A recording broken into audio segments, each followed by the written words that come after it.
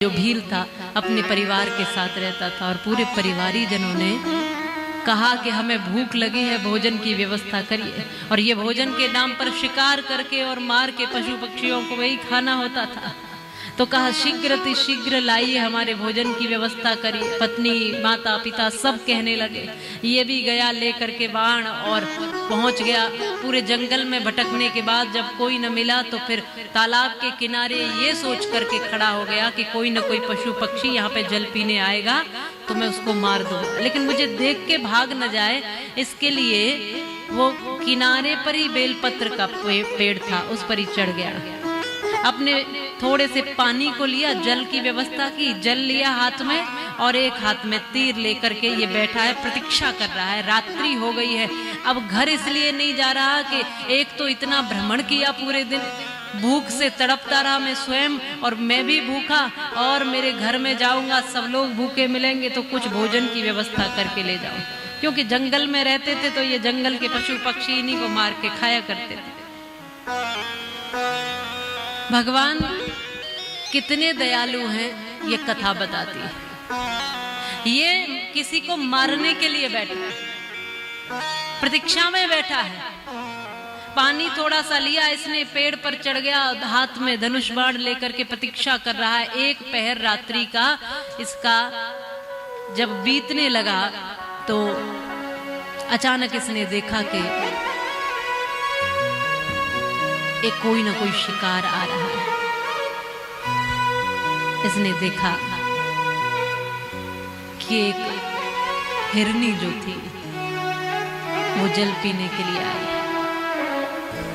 इसने जैसे ही देखा तुरंत बाण साध लिया, और जैसे ही बाण चलाना चाहा तो बाण चढ़ाते समय बेलपत्र से कुछ पत्ते टूट करके नीचे गिरे, और जो हाथ में जल था वो भी थोड़ा सा जल गिरा, और नीचे देखने पे पता चला कि वहां पर एक शिवलिंग था। नीचे शिवलिंग था, उसी के साथ बेलपत्र का पेड़ था।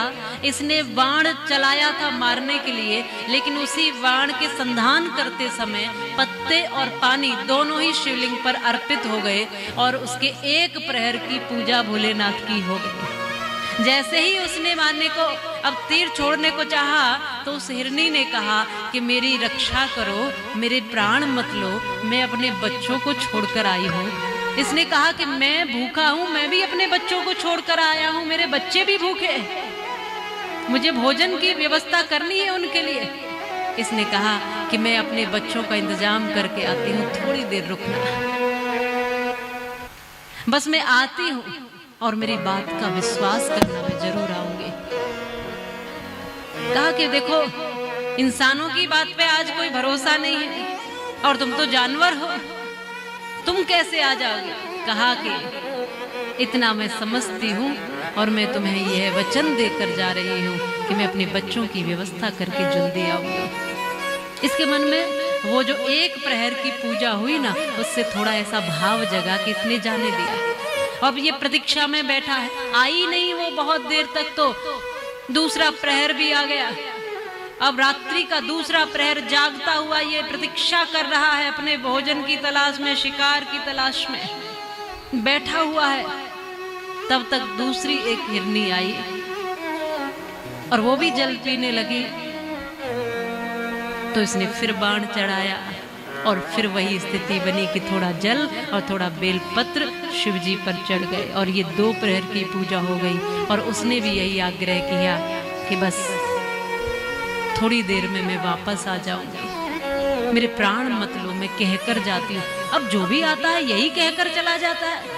ये कहता है कि ऐसे तो मैं रात भर बैठा ही रह जाऊंगा, मैं वचन देती हूँ मैं शीघ्र लौटूंगी। ये दोनों को छोड़ देता है। तीसरा प्रहर प्रतीक्षा करते करते आ गया। तब तक मृग ढूंढता ढूंढता वो हिरनी को आया, और वो भी पानी पीने लगा। तुरंत इसने बाण चलाया, इसको तो मार ही दूंगा। फिर तीसरे प्रहर में वो पत्र और जल वो भी शिवजी पे चढ़ गए। अब तो 3 पहर की इसकी पूजा हो गई। हिरण ने कहा कि देखो भैया, मुझे मत मारो, मैं तो अपनी हिरनी को ढूंढता ढूंढता आया था, बालकों को वो वहीं सौंप कर मुझे चली आई थी। अब मैं बालकों को उस माँ को सौंप करके वापस आ जाता हूँ और हाथ जोड़कर निवेदन करता हूँ, मैं आज जरूर जाऊंगा, मुझे अभी मत मारो, अभी मेरे प्राण मत दो। अगर तुम्हारी भूख की बात है तो मैं अपने शरीर का मांस देने को तैयार हूँ, अपने प्राण देने को तैयार हूँ, पर मेरी वचन, मेरी बात का भरोसा करना, मैं आऊंगा। अब 3 प्रहर की पूजा इसकी अनजाने में ही हो गई थी। शिव जी पर वो अभिषेक एक तरह से पत्ते का और जल का हो ही गया था, इसलिए इसका भाव धीरे धीरे कुछ बदल रहा था।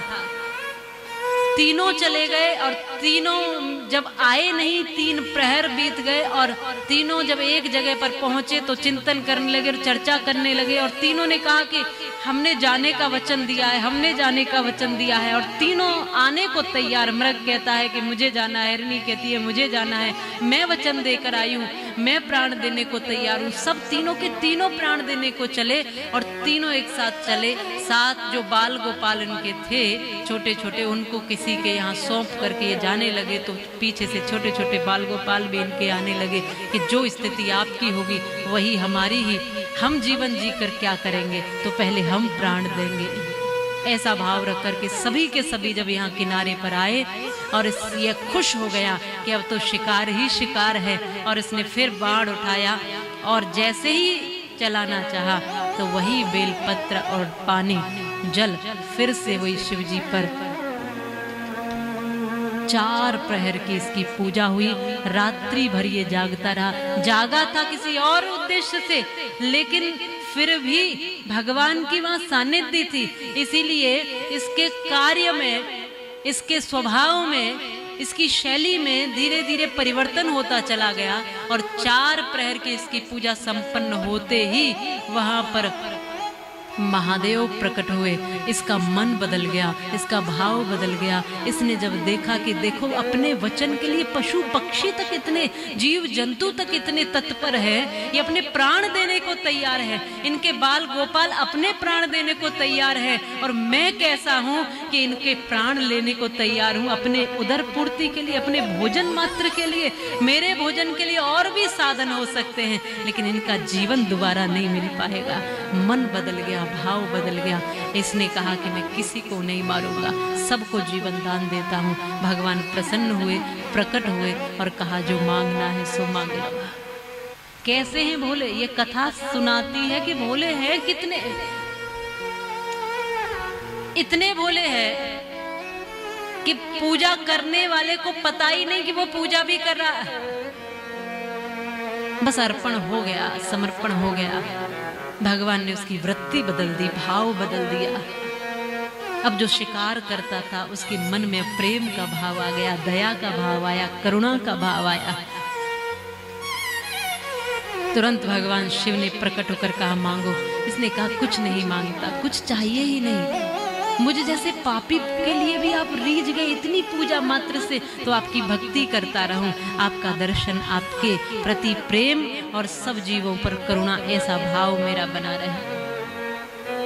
भगवान ने आशीर्वाद दिया कि जाओ तुम्हें सब कुछ प्राप्त होगा। और वही जो शिकारी था, वही जो भील था, वो गुह बना और गुह को यह आशीर्वाद दिया कि तुम श्रृंगवीरपुर में जाओ, वहीं जाकर अपनी राजधानी बसाओ, वहीं प्रेम सहित रहो, और श्री राम एक दिन आएंगे और तुम्हें दर्शन देंगे।